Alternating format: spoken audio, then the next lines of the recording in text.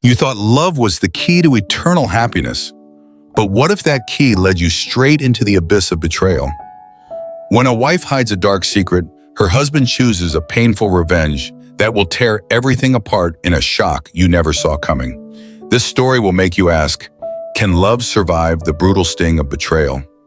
Before continuing in the story, tell me which city you're watching from. I want to know how far this video has come. Don't forget to like and subscribe to the channel so I can send you exciting stories like this every day. I was 21 and she was just about to turn 19. We both knew what love was for the first time in our lives. We were both going to a community college, me for theater design and her for education. We lived about half an hour apart, but that was nothing more than a minor inconvenience because we spent every free moment between classes together. Come to think of it, that slight distance was actually pretty nice because being home at least forced us to focus on homework and taking care of ourselves. And visiting each other at home was that much more special. Lily graduated with her associates in 2009 and moved away to a state school to finish up her degree in early childhood special education. Like before, the distance was not a concern because it was just a short train ride away, and I'd spend 1 or 2 weekends a month down there with her. I proposed to her on Valentine's Day 2010. School really wasn't my thing, and I ended up enlisting in the United States Air Force that following May and got moved halfway across the country to a place neither of us had ever imagined visiting. However, like before, we wouldn't let distance get in our way. Now it should be noted that her mom did not like me. I still don't know why, but she was always the loudest, rudest, most annoying and disrespectful mean lady I've ever met. She was from the city and she married into a family of farmers that owned the land since the 1870s, so that may explain a part of her malice. From here on, we'll call her Linda for evil. You get the picture. Another thing to know is that I have a great memory, and this will be important later on in the story. Anyway, back to the military. I had a 2-week break between my training and leaving for my first and only duty station, which just happened to be over Christmas and New Year's. Even though we were engaged, we hadn't really put any consideration into actually getting married. She wanted something small with her family and cousins, and I was completely okay with going to a courthouse and getting it over with. I don't want to sound like I was trying to pressure her into that, but the way I saw it, I would be living in barracks in a few weeks, and being married would get me a full monthly housing allowance, which I would save to have a wedding ceremony when we had time in another year or two. Basically, get married now, don't tell anyone, because they would all get the hella upset for not being involved and have a fake wedding ceremony that would include both of our families and friends. It turns out that because I was living in barracks, I wasn't allowed to collect the housing allowance, and when, 6 months later, they realized I was actually married, kicked me out, and made me get a house on base. Either way, we didn't get married when I was home on leave and took an Amtrak train out west. I highly recommend traveling across country by train if you have the time. The first time we were able to see each other after that was during her spring break, which was the first part of March. Lily and I finally eloped in a courthouse and spent the next few days glued to each other, PNV style, like every young married couple should. I flew back home for a couple weeks in June, and this is when things started to unravel. Easter Seals, for those who don't know, runs summer camps for special needs kids, and my new wife volunteered to be a counselor for the last 7 weeks of the summer. The last time I saw her that summer was just after her June birthday when I dropped her off at camp. The rest of the summer was hit or miss getting in touch with her since she was on the clock 24 hours a day for 5 days a week, and I completely understood her commitment to those kids. When she was back in school the following fall, she became increasingly distant, making excuses about how her phone would be randomly dead at oddly predictable times every week. She flew out to spend Christmas with me in our new house, technically a crappy, mostly empty duplex, and things felt amazing like they had been. After that, however, she went back to being super reclusive like she was the previous semester. Fast forward to May 2012, it took a whole month of leave to fly home for her graduation and to help her move in with me. I barely recognized her. Every bit of Lily's communication with me was forced and so phony that I should have known what was really happening all along. She had set up what she called mock interviews with a couple grade schools near her hometown, and I actually believed that she was doing it just to get experience interviewing. What an idiot.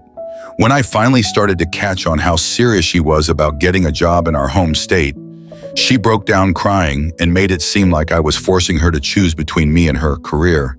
And of course, I wanted to put our marriage before anything else. Obviously, I returned to base without her. A couple weeks later, I pressured her into telling me what the hell was going on. She fell in love with one of her fellow camp counselors and let the affair go on for about 9 months, with claims that she was going to tell me but didn't know when. The usual too guilty to tie your own shoes BS, and she honestly expected me to walk away from our relationship right then and there. No, I fought tooth and nail to hold us together for 2 months before filing the divorce. I'm skipping a bunch of sappy details here, but the divorce was filed late August and became final that December. Mandatory 90-day waiting period in my state. The pain I suffered in that one-sided relationship is something I would never wish on anybody unless that truly deserved it. Apparently, Linda whispered all kinds of lies about how I joined the military to get away from her and actually had the gall to blame me for all the crying and misery her oldest child was going through. My soon-to-be ex never admitted who was blaming me for everything, but I was really close to her dad and siblings, so I can't imagine that they would ever suspect me. But Linda was so manipulative that by Halloween, they had all turned against me, and at that point, I had it. I was near suicidal and my anxiety attacks were hitting basically every day. I was miserable, tired of being lied to, tired of the slander, tired of being a bad guy when I was the one who was attacked here. It started with sending texts to her brothers and sisters saying, "Hey, I'm actually your brother-in-law. Nice to know that we don't keep secrets, right?" Lily exploded, but that was just the beginning. I wrote a 3,000-word letter explaining in every detail I could recall exactly what happened. The fact that we were married, including copies of the marriage license and certificate, our plans for the future, and how I was the only one living up to our expectations.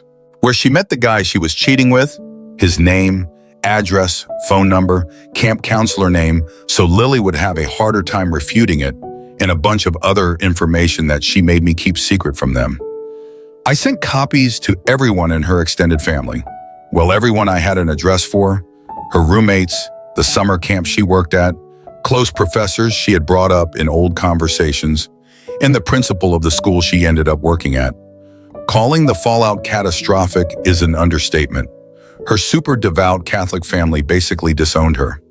Her reputation in her former school was shattered, and the tension at her new job was apparently high enough that Lily was forced to resign from her position before Christmas break started. Getting those secrets off my chest was the most cathartic moment of my life. Wow, good for you, OP. Hopefully that helped you put your life back together and keep on trucking. In our next story, ex-husband gets what he deserves after he cheats on my sister. For some clarifications, this story takes place in a third world country in Asia. Laws are different here from the first world in Western countries.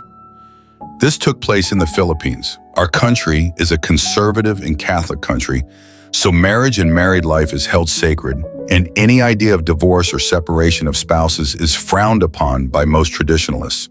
We are basically the island version of Texas and Alabama, where there's lots of hardcore Bible thumpers. This story happened a few years ago when I was about to go to college. My cousin and her husband had been married for a year or so by then, but haven't had much success in conceiving a child.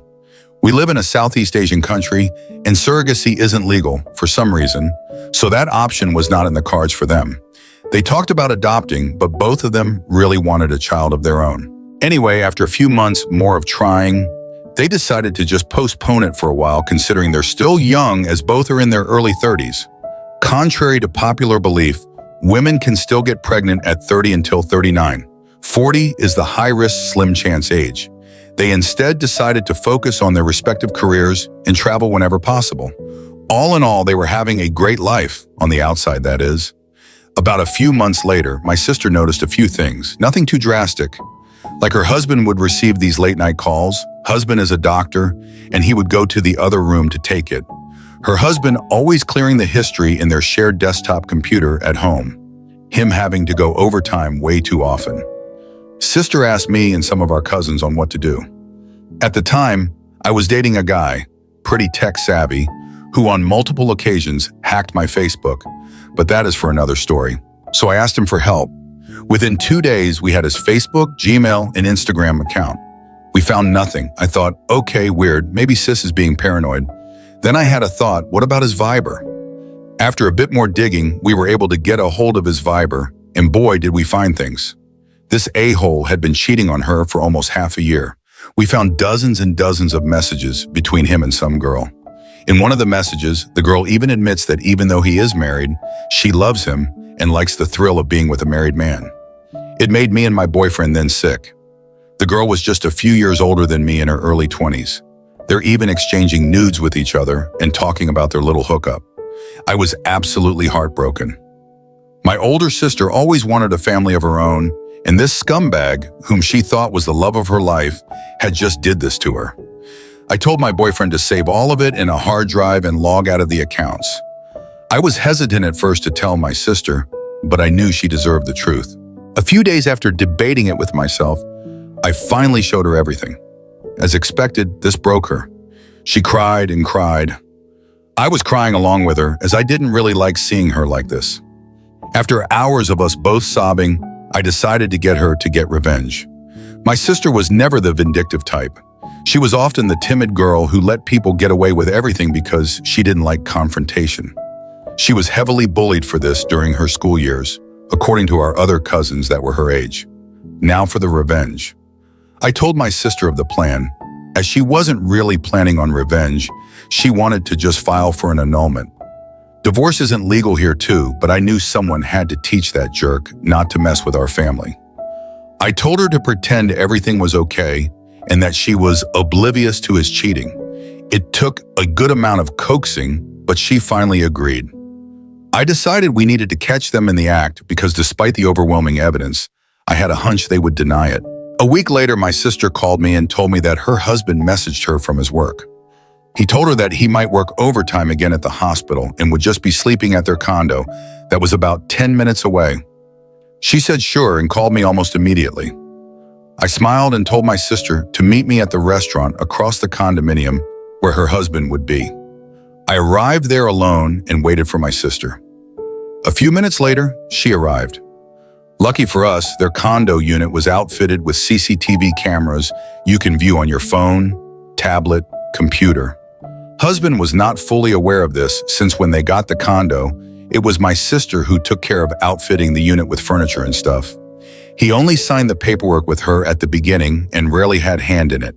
It was supposed to be a rental unit, but husband convinced my sister to let him use it when he would need overtime at work so he can just sleep there and not have to drive the 1-hour journey he had to take to get to their house. We viewed the footage as we were sitting down having some drinks. Nothing yet. Husband wasn't there. An hour passed and we see the front door open and in walks husband with his mistress. At that moment, my sister was about to cry, but I told her that he wasn't worth crap and it's time to confront them. We went to the unit and sneaked inside using my sister's key. They were in the bedroom still getting it on, and I slammed the door open to see them doing it. Horrible mental picture. To say that these bastards were shocked would be an understatement. Their jaws were literally on the floor when they saw us. He tried explaining and rationalizing the situation, but I cut him off. I told him to shut up and prepare for a lawsuit. My sister was in tears at this point, and I had to drag her away as her douchebag of a husband was pleading. We drove her home and packed all of his crap up in boxes in his bags. The drive home was not pleasant as my sister was still bawling. I comforted her as best I could and told her she would be okay. He got home just a few minutes after we were done packing. She told him that he can't live in the house anymore and that she was leaving him. He said nothing, knowing my temper and the fact that if he tried lying, I would have his head then and there. Yeah, I know I'm a little ghetto and loaded his things in his car.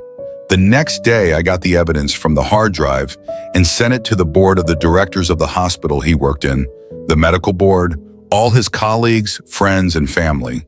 I also sent out the evidence to the woman's family, friends, and to her boss and colleagues. The fallout was glorious. They both lost their bums. Husband even had his license revoked and his parents disowned him. One of our cousins was a lawyer and he helped our sister sue him and the woman for concubinage, Philippines legal term for adultery. She won the case and was granted an annulment, and she got most of their assets in the separation, the house, the condo, cars, and money. Her husband got a bit of money, but he had to pay a hefty price for the lawyer since his parents refused to help him. I don't recall how many years they had to serve in jail, but since neither can afford bail, they would be spending a lot of time in a facility and have a permanent criminal record when they got out of jail. My sister is fine now. She's still healing from all that BS and is in a better headspace now. Wow, jail time. Philippines law be scary, y'all. All right, next up. Boyfriend cheats on me with my step-sibling, so I get him kicked out and destroy his relationship with his parents. When I was around 17, I started a guy. 19, I'll call him Ryan for the sake of this post. Also, age of consent where I live is 16, so nothing illegal happening here. We got on well, spent a lot of time together, and cared for each other a lot. We even started talking about living together once we both moved out. We were a perfectly happy couple, or so I thought. You see, after we'd been dating for a few months, something in Ryan changed. He was getting a lot more distant. Whenever he was with me, he'd be checking in his phone constantly. We stopped spending as much time together, and he started to get really funny about public affection regarding things like hand-holding and stuff. He also seemed to start caring less and less about my feelings. I used to have a bit of a thing for humiliation in the bedroom. Nothing too far, and we'd spoken about what Ryan should and shouldn't say, but he started to get more and more degrading. He'd tell me how no one would ever love me and would pick on my insecurities. I actually broke down crying a few times when this happened. To give him a bit of credit, the first few times he did stop everything he was doing and apologize and cuddle with me until I felt better. But eventually that stopped too, and he just began rolling his eyes and telling me to grow up. He was like a completely different person. The insults started to seep into our everyday life. He'd pick on my appearance a lot, bring up my family. I was dealing with a lot of family issues at the time. Bring up the fact that I slept around before we started dating, a sort of rebellion caused by the family issues, etc. If I got upset by it, he'd just leave the room and let me cry by myself. I started to feel like it was my fault our relationship was falling apart. Maybe I just wasn't good enough for him. I knew deep down that he was cheating on me, and that was confirmed when I got a message from a guy, Michael, on Facebook, telling me that he'd been sleeping with Ryan. He apologized profusely and told me that he broke things off with Ryan as soon as he found out he had a boyfriend. I couldn't be mad at Michael. It wasn't his fault. We spoke for hours, and I reassured Michael that it wasn't his fault and that he'd done nothing wrong. Michael also helped me to stop making excuses for Ryan's attitude and the way he's been acting. He was a godsend. The thing that truly broke me happened not too long after the cheating was discovered. We'd been arguing a hell of a lot more. Then he decided to do something absolutely unforgivable. You see, I had a strained relationship with my father for years. He'd cheat on my mother constantly, and eventually he settled down and had kids with a girl he'd been seeing behind her back. He did try to have some sort of relationship with me till I was about 13 or 14-ish, and then decided that he didn't love me as much as his other kids, and we stopped any and all contact. It broke me, and it still hurts to think about it to this day. Anyway, Ryan went out of his way to find one of my step-siblings online and slept with them. He bragged about it the next day, and my step-sibling actually posted online about what had happened, and I received a bunch of messages from their friends telling me how I had deserved it. That was probably the lowest point in my life, and I hated myself, partly for allowing it to happen, and partly because I had started to believe what they were saying. My only solace during this time was Michael. I didn't want to burden my friends with my problems, and Michael was one of the only people who knew, firsthand, what Ryan was like. We spoke for a few weeks, and eventually, talk turned to revenge. I had tried calling things off a couple months prior due to Ryan's awful behavior, but he started with the apologies and telling me he didn't mean it, he'd never do it again. He even spoke to some of my family members who, unknowingly, pressured me to get back together with him, as we were such a sweet couple. I hadn't wanted to tell them the real reason that we'd broken up, so I kept the details pretty vague, though I'm pretty sure some of them had seen my step-siblings post and knew why I didn't want to be with him. After weeks of talking and planning, I had finally had enough and decided to do something about it. My father wasn't exactly a rich man, but he worked a pretty well-paying job and earned enough money to live fairly comfortably. He had begun spreading rumors around when I was younger, during a custody battle with my mother, that he had set up a trust fund for me and that there was enough money there to get me set up in my own place when I was 18, plus a bit extra. I knew that this was absolute BS. He tried to get out of paying child support all the time. Of course, he'd never set up a trust fund for me.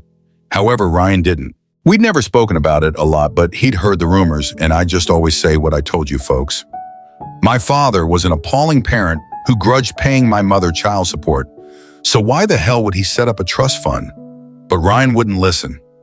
He even did his own research into the type of job my father worked and came up with an estimate of how much he thought my father was earning. Though to his credit, he did drop the subject whenever I asked him to, for a while anyways. I decided to use this to my advantage. Ryan and I were still dating, though I avoided him at any chance I got. Until one night where I sat him down and told him that since I'd be turning 18 in a couple of weeks, I'd started thinking about us getting our own place with the trust fund my father had set up for me. He immediately cheered up at this, and honestly, I think that night was the first time in months that he'd said anything nice to me when we weren't in public or with friends or family, or this very nearly made me want to call the whole thing off. But I spoke with Michael later that night, and he reminded me that Ryan would go back to his usual degrading attitude in no time. We started looking at flats, though Ryan was kind enough to let me have the final say and handle the paperwork.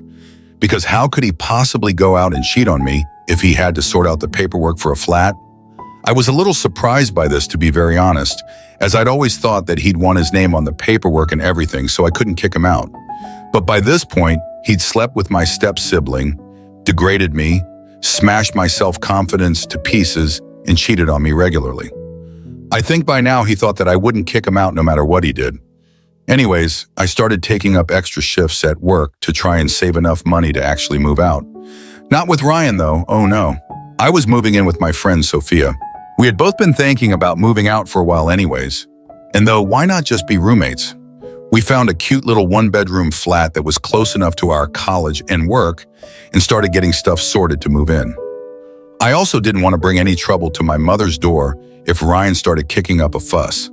Sophia had no issues with clawing the face off him if need be and told me not to worry about him coming to our front door.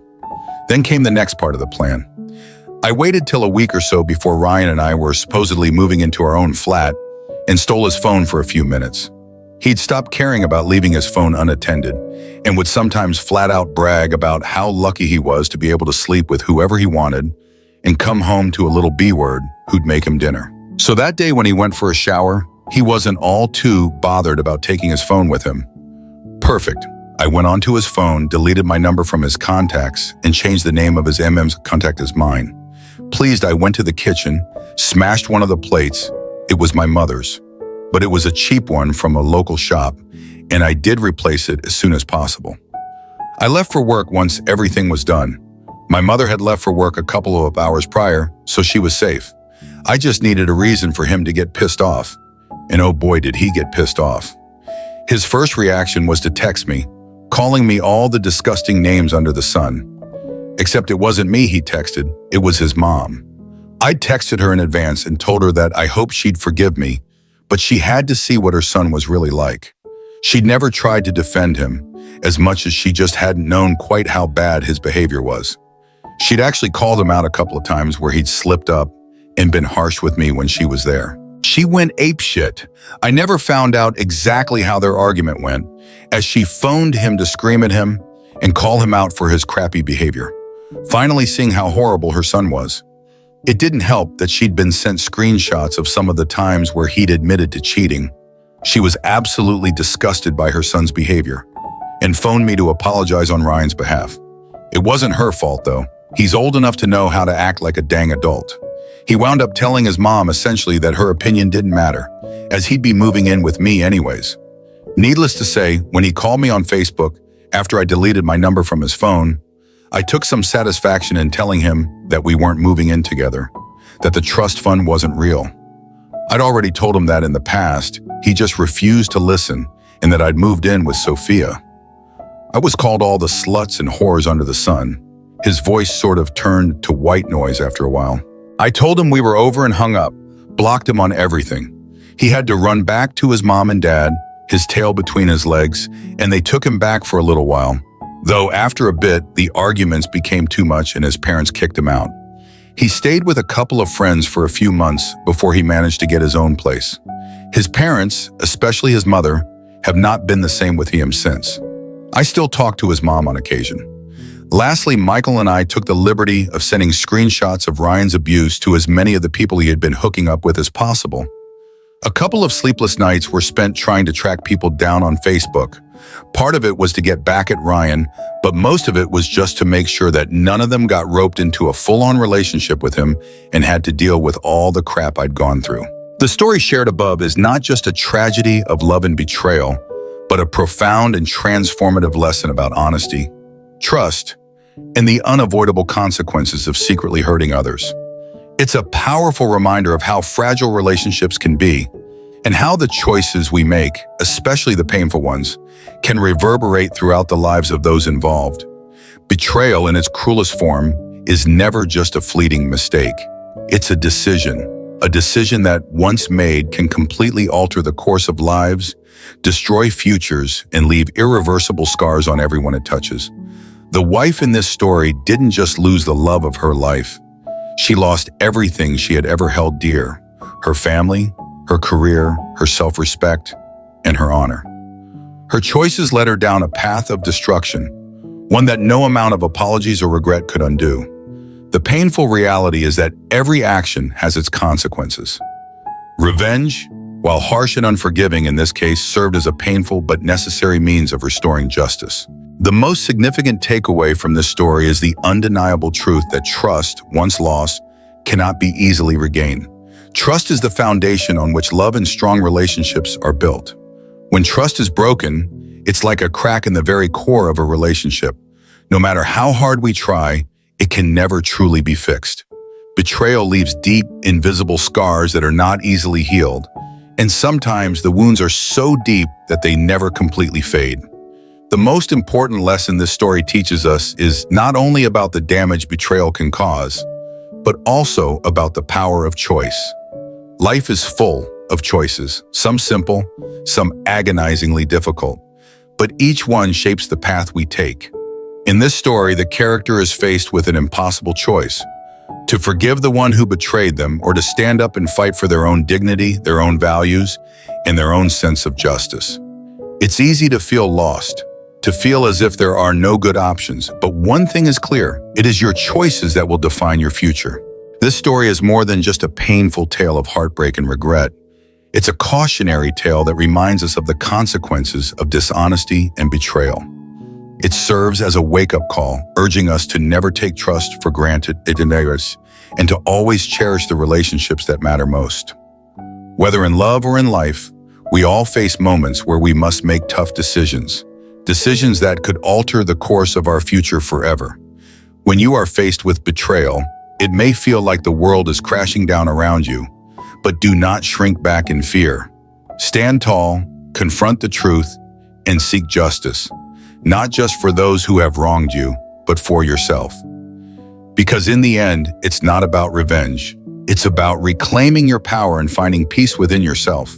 While this story showcases the devastating effects of betrayal, it also reminds us that there is always hope for healing, for growth, and for moving forward.